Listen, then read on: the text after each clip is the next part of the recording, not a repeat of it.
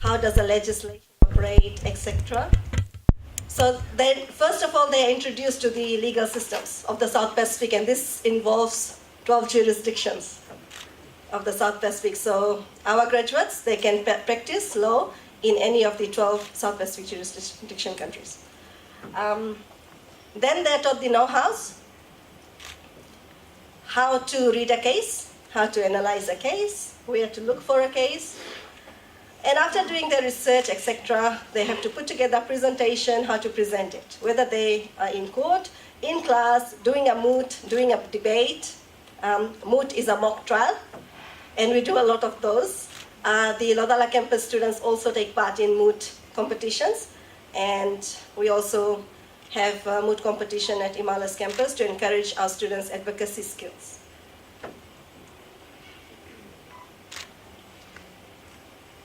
Now the RSD facets to embark and clarify, specifying out the purpose. What is the purpose?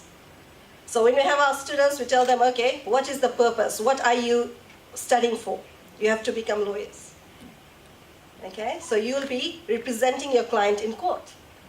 Find and generate, what do we need? Who is your client? You need to know who is your client. And once you know who is your client, what is your client's need? Then evaluate and reflect. What do we trust? We always tell our students that do not trust everything your client tells you. You have to analyze that as well. And basically they have to look at, coming to the, hopping onto analysis and synthesis, what does it mean? And I'll look at this as well when they have to collect evidence or reflect on evidence, analyze evidence, and then organize and manage it, how to organize their files or case files, and finally communicate and apply, how do we relate? How, after all that research, even if I tell a student, okay, you tell me what this case is about, that involves research. Because they have to go and read that case. What I did this year and last year as well, because nowadays students are so much reliant on Google and online sources to find case laws, they don't know how to look up a case in the law books. So for the face-to-face students at Imala's campus, I take them to the library on the first day of lectures and tell them about one particular case and then ask each of them to try to find a few cases. Give them the citation, etc., and how to find it.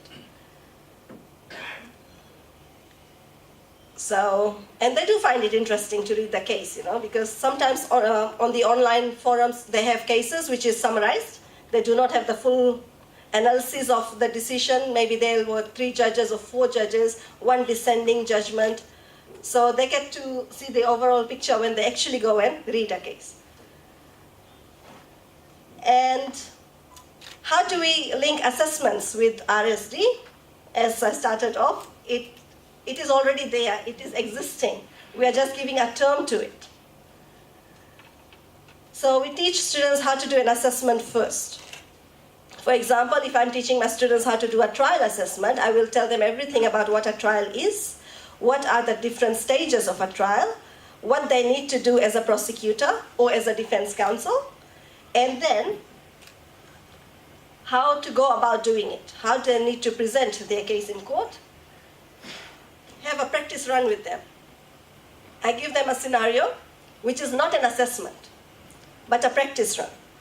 And then go through it with them as a whole class, in tutorials, and then in groups, so that they present their cases, and I'm able to analyze whether they have understood the topic, the principles, and whether they have learned how to apply the cases and present the facts.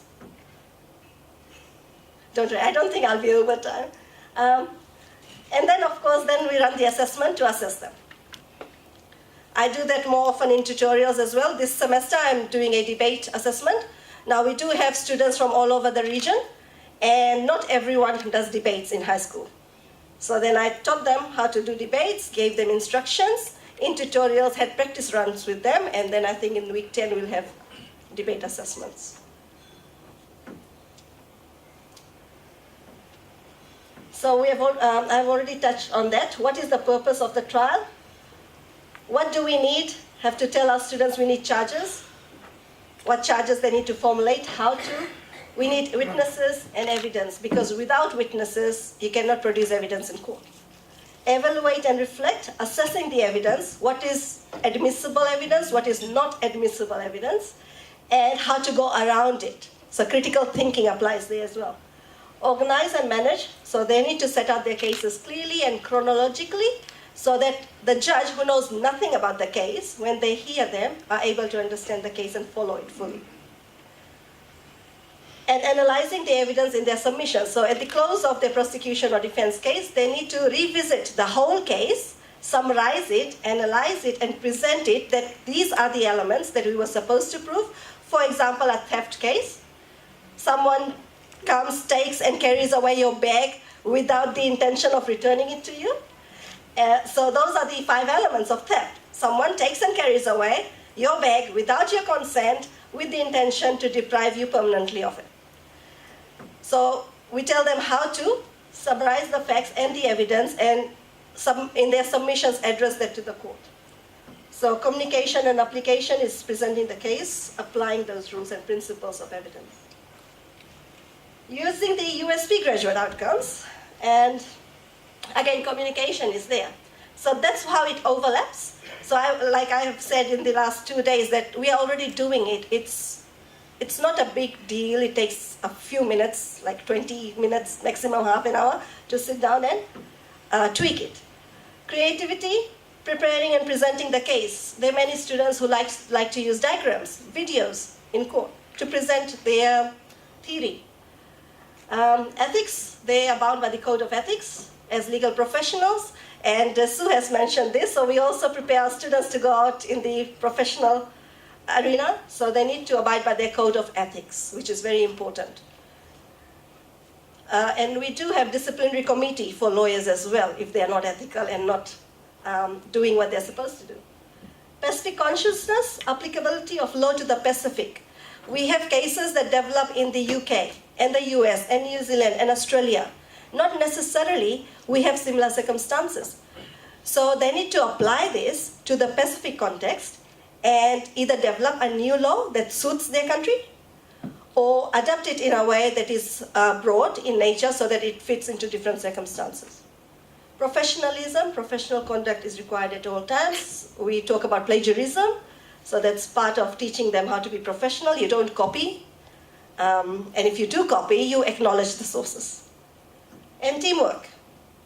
Wherever they are, if in our office, in the work environment, even in classrooms, I put them into groups from different jurisdictions, so they learn about other jurisdictions and are able to compare them in comparative analysis of the law.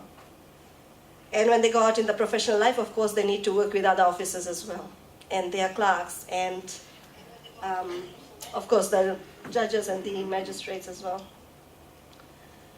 So trials, looking at how we teach students to become lawyers and go out in practice.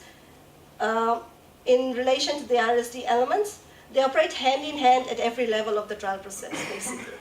It's not different, you can't differentiate it, it is there.